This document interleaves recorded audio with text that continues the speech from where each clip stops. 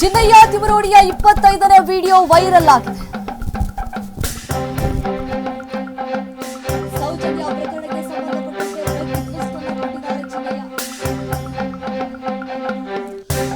Soujanya case ಬಳಿಕವೇ ಧರ್ಮಸ್ಥಳ ಸಂಘ ಹುಟ್ಟುಕೊಂಡವು.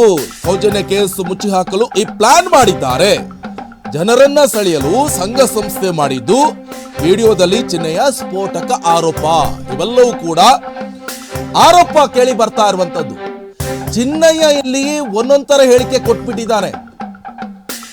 ಬುರುಡೆ ಚಿನ್ನಯ್ಯ ಬುರುಡೆ ಬಿಟ್ಟ ಎನ್ನುವಂತ ಪ್ರಶ್ನೆ ಒಂದೊಂದು ಸಂದರ್ಭದಲ್ಲಿ ಒಂದೊಂದು ತರ ಹೇಳಿಕೆ ಕೊಟ್ಬಿಟ್ಟಿದ್ದಾನೆ ಈ ಪುಣ್ಯಾತ್ಮ. ಈ ಪುಣ್ಯಾತ್ಮನ ಬುರುಡೆ ಹೊಡೆದ್ರೆ ಮಾತ್ರ ಎಲ್ಲವೂ ಕೂಡ ಗೊತ್ತಾಗುತ್ತೆ. ಬುರುಡೆ ಮೇಲೆ 4 ಬಿಡಬೇಕು, ಯಾವುದು ಸರಿ ಯಾವುದು ತಪ್ಪು ಅಂತ. ಈ ಬುರುಡೆ ಚಿನ್ನಯ್ಯನಿಂದನೇ ಇದೆಲ್ಲವೂ ಹಾಳಾಗ್ಬಿಡ್ತು ಅಂತ ಜನ ಮಾತಾಡ್ಕೊಳ್ತಿದ್ದಾರೆ. 2012ರಿಂದ ಇಲ್ಲಿ ತನಕ ಒಂದು ದೊಡ್ಡ ಹೋರಾಟವನ್ನ ಮಾಡ್ಕೊಂಡು ಬಂದ್ರು. ನ್ಯಾಯ ಬೇಕು ಸೌಜನ್ಯ ಕೇಸ್ನಲ್ಲಿ ಅಂತ ಹೇಳ್ಕೊಂಡು ಯಾವಾಗ ಬುರುಡೆ ಚಿನ್ನಯ್ಯ ಬುರುಡೆ ಬಿಟ್ನೋ ಆ ಹೋರಾಟಕ್ಕೆ ನ್ಯಾಯ ಸಿಗುತ್ತಾ? ಜನರಲ್ಲೂ ಕೂಡ ಈಗ ಸಾಕಷ್ಟು ಗೊಂದಲ. ಏನಪ್ಪ ಮಹೇಶ್ ಶೆಟ್ಟಿ ತಿಮ್ಮರೋಡಿ ಅವರು, ಗಿರೀಶ್ ಮಟ್ಟಣ್ಣ ಒಂದು ಲೀಡರ್ಶಿಪ್ ತಕೊಂಡು ಸೌಜನ್ಯ ವಿಚಾರದಲ್ಲಿ ನ್ಯಾಯ ಸಿಗ್ಬೇಕು ಅಂತ ಹೇಳ್ತಾ ಇದ್ರು. ಇಲ್ಲಿ ಕೇಳಿದ್ರೆ ಯಾರನ್ನೋ ಕರ್ಸ್ಕೊಂಡ್ಬಿಟ್ಟು ಕೂರಿಸ್ಕೊಂಡು ಈ ತರ ಕತೆ ಕಟ್ಟಿ ಹೇಳು ಅಂತ ಫೋರ್ಸ್ಫುಲ್ ಮಾಡಿದ್ರು. ಆತ ಹೇಳ್ಬಿಟ್ಟಿದ್ದಾನೆ. ಇವಾಗ ಜಡ್ಜ್ ಮುಂದೆ ಕಣ್ಣೀರ್ ಹಾಕ್ತಿದ್ದಾನೆ. ತಾನು ಹೇಳಿರುವಂತ ಸುಳ್ಳು ಅಂತ ಹೇಳ್ತಿದ್ದಾನೆ. ಹಾಗಾದ್ರೆ ಯಾರನ್ನ ನಂಬೋದು ಅಂತ ಜನ ಮಾತಾಡ್ಕೊಳ್ತಿದ್ದಾರೆ.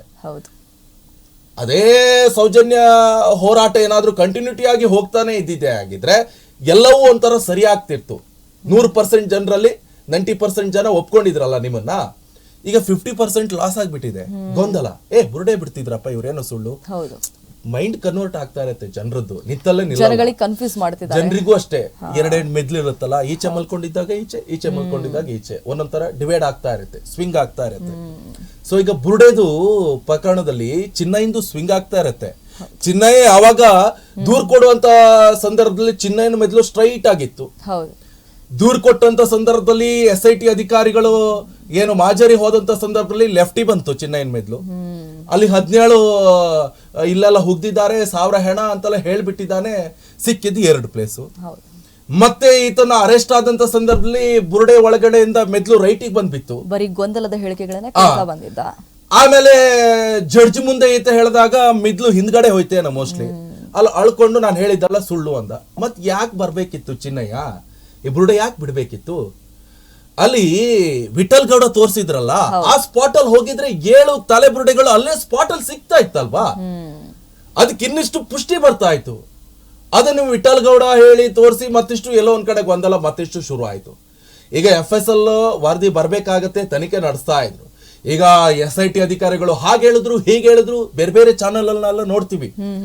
ಅದೆಲ್ಲವೂ ಕೂಡ ಇನ್ವೆಸ್ಟಿಗೇಷನ್ ಮಾಡಿರ್ತಾರೆ. ಯಾರೋ ಒಬ್ರು ಅಧಿಕಾರಿಗಳ ಹತ್ರ ಕೇಳಿರ್ತಾರೆ ಏನಾಗ್ಬೋದು, ಏನು ಎತ್ತ ಏನ್ ಆಗ್ತಾ ಇದೆ ಅಂತ ಕೇಳ್ತಾರೆ. ಒಂದಿಷ್ಟು ಬರುತ್ತೆ, ಎಲ್ಲೇ ಆದ್ರೂ ಕೂಡ ಒಂದು ಲೂಪ್ ಹೋಲ್ಗಳು ಇದ್ದೇ ಇರ್ತವೆ, ಒಂದಿಷ್ಟು ಹೇಳ್ತಾರೆ.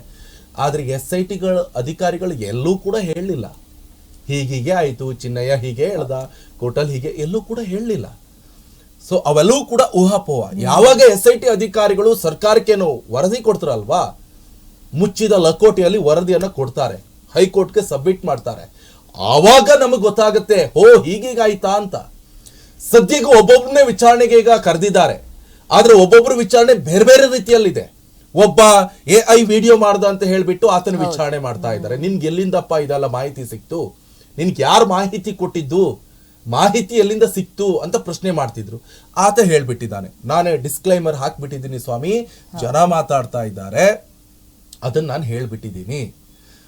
ಇನ್ ಕೇಸ್ ಏನಾದ್ರೂ ತನಿಖೆ ನನ್ನನ್ನು ಮಾಡೋದಾದ್ರೆ ಆ ಹೇಳ್ತಾ ಇದ್ರಲ್ಲ ಜನ ದಕ್ಷಿಣ ಕನ್ನಡ ಭಾಗದವರು, ಅವ್ರನ್ನೆಲ್ಲರನ್ನು ಹಿಡ್ಕೊಂಡ್ಬಂದು ತನಿಖೆ ಮಾಡಿ ಅಂತ ಹೇಳಿದ್ರು. ಆ ಪುಣ್ಯಾತ್ಮ ಹಾಗೆ ಹೇಳ್ಬಿಟ್ಟ. ಯಾರು? ಸಮೀರ್. ಇನ್ನೊಬ್ಬಂದು ಅಭಿಷೇಕ್ ವಿಚಾರದಲ್ಲಿ ಬಂತು. ಅವನು ಸುಮಂತ್ ಅವನು ಹೇಳ್ಬಿಟ್ಟಿದ್ದಾನೆ, ಅಭಿಷೇಕ್ ಹೀಗೆ ಹೇಳ್ತಾ ಇದ್ದಾರೆ, ಧರ್ಮಸ್ಥಳ ವಿರುದ್ಧ ನೀವೇನಾದ್ರೂ ಪ್ರಚಾರ ಮಾಡಿದ್ರೆ ಪೈಸಾ ಬರುತ್ತೆ, ದುಡ್ಡು ಬರುತ್ತೆ ನಿಮ್ಗೆ. ಯಾರು ಕೊಡ್ತಾರೆ? ನಮ್ಮ ಬಾಸ್ ಯಾರು? ಮಹೇಶ್ ಶೆಟ್ಟಿ ತಿಮ್ಮರೋಡಿ, ಗಿರೀಶ್ ಮಟ್ಟಣ್ಣನವರು ಕೊಡ್ತಾರೆ ಅಂತ ಹೇಳ್ಬಿಟ್ಟಿದ್ದಾನೆ.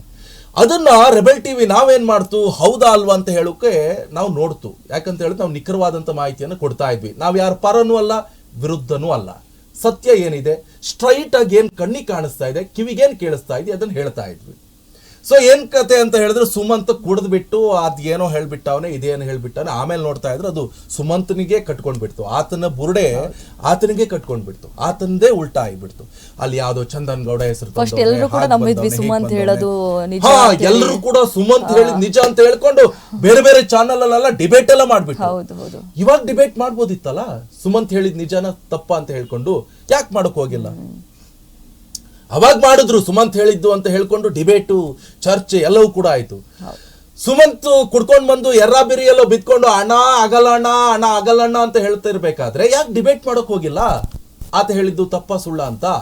ಆತ ಹೇಳಿದ ಕೂಡ್ಲೆ ಏನಾಯ್ತು ಅಂತ ಹೇಳಿದ್ರೆ ಇವರಿಗೆಲ್ಲ ಫಂಡಿಂಗ್ ಬರ್ತಾ ಇದೆ ಅಂತ ಹೇಳ್ಕೊಂಡು ಏನ್ ಮಾಡಿದ್ರು ಅಂತ ಹೇಳಿದ್ರೆ NIA ತನಿಖೆ ಆಗ್ಬೇಕು, ಬಿಜೆಪಿ ನಿಯೋಗ ಎಲ್ಲ ಹೋಗಿ ಭೇಟಿ ಕೊಡ್ತು.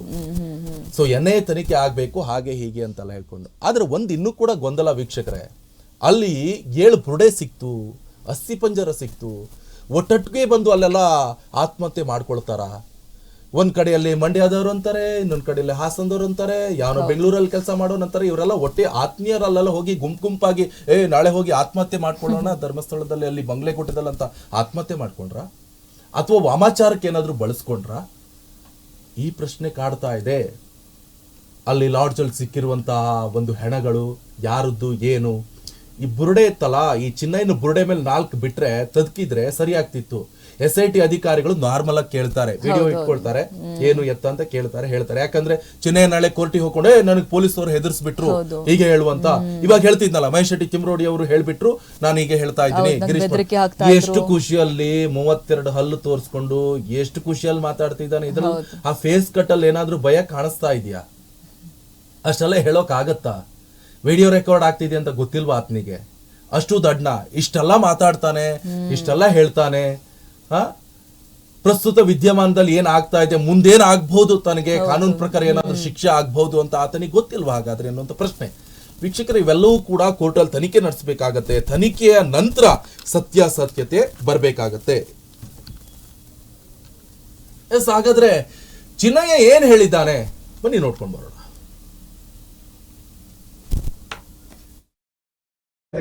ತಿರುಪತಿ ದುಡ್ಡು ಅಂತ ಹೇಳಿ ಸುಮ್ಮನೆ ಪ್ರಚಾರ ಮಾಡಿಬಿಟ್ಟಿದ್ದಾರೆ. ಆದ್ರೆ ಇಲ್ಲಿ ಗೋಣಿ ತಂದು ಸುರಿಯೋದು ಇಲ್ಲಿಗೇನೆ, ಯಾವುದು ಸುಲ್ಕೇಸ್ ತಂದು ಸುರಿಯೋದು ಇಲ್ಲಿಗೇನೆ. ಸಸ್ಪೆನ್ಸ್ ಅಲ್ಲಿ ಬರೋದೆಲ್ಲ ಅವರ ಮನೆಯೊಳಗೆ ಹೋಗಿ ಕೊಡ್ತಾರೆ. ಸಸ್ಪೆನ್ಸ್ ಇಲ್ಲದೆಲ್ಲ ಒಳ್ಳೆ ಅವಾಗ ತಗೊಂಡು ಸಿಗ್ತಾರೆ. ಚಿನ್ನ ಗುಲಾಬ ಅದು ಇದು ಹಾಲು ನೂರು ಅಂತ ಇಲ್ಲಿ ಬೇಜಾರು ಬರ್ತದೆ. ಈಗ ಇನ್ನೊಂದು ನ್ಯೂಸ್ ಕೇಳಿದೆ, ಆಯುರ್ವೇದಿಕ್ ಹಾಸ್ಪಿಟಲ್ ಇನ್ನೊಂದು ಕಟ್ಟಿದ್ದಾರೆ ಉಜಿರೆಯಲ್ಲಿ, ಧರ್ಮಸ್ಥಳ ಹಾಸ್ಪಿಟಲ್. ಆ ಹಾಸ್ಪಿಟಲ್ಗೆ ಇಂಟರ್ಲಾಕ್ ಹಾಕ್ಲಿಕ್ಕೆ ಬಂದವರು ನನಗೆ ಒಂದು ಸಸ್ಪೆನ್ಸ್ ವಿಷಯ ಹೇಳಿದ್ರು. ಈಚೆ ಕುಂದಾಪುರಿಯ ಅಲ್ಲಿ ಬರ್ತದೆ ಆ ಊರಿನ ಹೆಸರು, ಅವರ ಅಪ್ಪನ ಊರು, ತಂದೆಯ ಊರು, ತಾಯಿ ಊರ ಗೊತ್ತಿಲ್ಲ, ಹೆಡ್ಡೆ ಅವರು. ಇವರಿಗೆ ಒಂದು ಸಮಯಕ್ಕೆ ತಲೆಮಾರಿಲ್ಲ ನೋಡಿ. ಇವರ ತಲೆಮಾರಿಗೆ ಹೆಂಗಸು ಮಾತ್ರ, ಹೆಣ್ಣು ಮಕ್ಕಳು ಮಾತ್ರ, ಗಂಡು ಮಕ್ಕಳು ಇಲ್ಲ.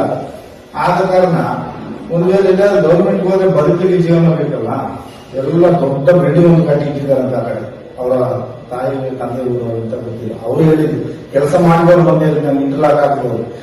ಅಡಿಯಲ್ಲಿ ಸ್ವರಂಗದಲ್ಲಿ ಕಟ್ಟಿಟ್ಟಿದ್ದಾರಂತೆ. ಚಿನ್ನವೆಲ್ಲ ತಗೊಂಡು ತುಂಬಿಸಿಕೊಳ್ಳೋದು ಎಲ್ಲ ಪೂರ ಅದು ಕಂಡಿದ್ದಕ್ಕೆ ಅವ್ರು ಹೇಳಿದ್ರು ನನಗೆ. ಅವತ್ತು ಯಾರು ಇಂಟರ್ಲಾಕ್ ಹಾಕ್ಲಿಕ್ಕೆ ಹುಡುಗರು ನೋಡಿ ಅವ್ರು ನೋಡಿ ಬಂದಿದ್ರು. ಇಲ್ಲಿ ಇಂಟರ್ಲಾಕ್ ಹಾಕ್ತಿದ್ರು ಹೇಳಿದ್ರು ನನಗೆ. ಇಲ್ಲಿ ಉಜಿರೆಯಲ್ಲಿ ಇಂಟರ್ಲಾಕ್ ಹಾಕ್ಲಿಕ್ಕೆ ನೋಡಿ, ಇಂಟರ್ಲಾಕ್ ನಡ್ಕೊಂಡು ಹೋಗೋ ಪಾದಿಗೆ ಅವ್ರು ಹೇಳಿದ್ರು ಅಲ್ಲಿ ಕೆಲಸ ಆಗ್ತಾ ಉಂಟು, ಹೀಗೆ ಅಲ್ಲಿ ಕಟ್ತಾ ಇದ್ದಾರೆ ಅಂತ. ಅದು ಜಾಗ ಅವರಿಗೆ ಸಸ್ಪೆನ್ಸ್, ನಮಗೆ ಗೊತ್ತಿಲ್ಲ. ಇವರು ನೋಟ್ ಎಲ್ಲ ಚೇಂಜ್ ಮಾಡ್ಬಿಡ್ತಾರೆ, ಚಿನ್ನವನ್ನೇ ಚೇಂಜ್ ಮಾಡಿದ್ದಾರೆ. ಚಿನ್ನವನ್ನೆಲ್ಲ ಬಿಸ್ಕೆಟ್ ಮಾಡಿ ತಗೊಂಡು ಅಲ್ಲಿಗೆ ಉಳಿಸಿರ್ತಾ ಇರ್ತಾರೆ. ಒಂದು ಕಾಲಕ್ಕೆ ಚಿನ್ನದಲ್ಲಿ ಬದುಕಬಹುದು, ನೋಡ್ಕೊಂಡು ಬದುಕಲಿಕ್ಕಾಗಲ್ಲ, ಬೆಂಕಿ ಹಾಕಬೇಕು ನೋಟನ್ನು. ಆ ಉದ್ದೇಶ ಯಾವುದು ಚಿನ್ನ ಹೊಸ ಚಿನ್ನ ಬರ್ತದ, ಬೆಳ್ಳಿ ಹೊಸ ಬೀಳ್ತದ, ದುಡ್ಡು ಉಂಟಲ್ಲ ಚಿಲ್ಲರೆ ಕಾಸು. ಆ ವಸಂತಮಾನ ಅಂತ ಒಂದು ಬಿಲ್ಡಿಂಗ್ ಇದೆ, ಅದರಲ್ಲಿ 2 ರನ್ನು ಬಿಟ್ಟು ಒಂದು ಇಟ್ಕೊಂಡು ನಾವು ರಾಗಿ ಮಾತ್ರ ಒಂದ್ರಿ ಹಾಕ್ತೀವಿ, ಭತ್ತ ರಾಗಿ. ಅವ್ರು ಚಿಲ್ಲರೆ ಕಾಸು ಒಂದ್ರಿ ಹಾಕ್ತಾರೆ. ಇಲ್ಲಿ 1 ರೂಪಾಯಿ 2 ರೂಪಾಯಿ 70 ರೂಪಾಯಿ ಬೀಳುವಾಗೆ, ಕಾಯಿ ಬೀಳುವಾಗೆ ಒಂದ್ರಿ ಇಟ್ಟಿದ್ದಾರೆ. ಅದ್ರಲ್ಲಿ ಆಡಿಸಿ ಅದನ್ನು ಮೂಟೆ ಕಟ್ಟಿಗೆ ಲಾರಿಗೆ ಹಾಕಿ ಅದೆಲ್ಲ ಮಂಗಳೂರು ಕಡೆ ಕಳಿಸ್ತಾರೆ. ಎಂತ ಗೊತ್ತಿಲ್ಲ, ಅದರಿಂದ ದುಡ್ಡಾಗಿ ಬರ್ತದೆ. ಚಿಲ್ಲರೆ ಕಾಸೆ ಸಪರೇಟ್ ಆಗಿ, ನೋಟೇ ಬೇರೆ, ಚಿಲ್ಲರೆ ಕಾಸೆ ಬೇರೆ. ಏನ್ ಮಾಡ್ತಾರೆ ಅವರು? ಈ ಸೌಜನ್ಯನ ಉದ್ದೇಶ ನಡೆದ ನಂತರ ಧರ್ಮಸ್ಥಳ ಸಂಘ ಸೃಷ್ಟಿ ಮಾಡಿದ್ದೆ ಅದಕ್ಕೋಸ್ಕರ. ಗ್ರಾಮದಲ್ಲೆಲ್ಲ ಧರ್ಮಸ್ಥಳ ಮಹಿಳಾ ಸಂಘ ಅಂತ ಸೇರಿಸಿದ್ದು ಈ ಉದ್ದೇಶ ಮಹಿಳೆಯರ ಆರೈಸಿದಂತೆ ಮಾಡಿದ್ದಾರೆ ಅಂತ ಕಾಣ್ತದೆ. ಬೇರೇನಿಲ್ಲ, ಜನಗಳನ್ನು ದೃಷ್ಟಿಯನ್ನು ಸೆಳೆಯಲಿಲ್ಲ. ಈಗ ಗೌರ್ಮೆಂಟ್ ಅಲ್ಲಿ ಸವಲತ್ತು ಕೊಡೋದು ನ್ಯಾಯ. ಇವರು ಗೌರ್ಮೆಂಟ್ ಕರ್ನಾಟಕ ರಾಜ್ಯಕ್ಕೆ ಸವಲತ್ತು ಕೊಡ್ಲಿಕ್ಕೆ ಹೇಳಿ ಸರ್, ಈ ದುಡ್ಡನ್ನು ಗೌರ್ಮೆಂಟ್ ಕೊಡ್ಬೋದಲ್ಲ. ಗೌರ್ಮೆಂಟ್ ಅಷ್ಟು ಸುಲಭದಲ್ಲಿ ಕೈ ಹಾಕ್ಲಿಕ್ಕೆ ಆಗಲ್ಲ. ಹಾಕಿದವ ಸಿಗ್ತ ಏನು ಮಾಡ್ಲಿಕ್ಕೆ ಆಗಲ್ಲ. ನನಗೆ ಒಂದು ಡೌಟ್ ಬರ್ತದೆ ಅಂತ ಜೈಲಲ್ಲಿದ್ದಾನೆ ನಿರ್ಬಂಧ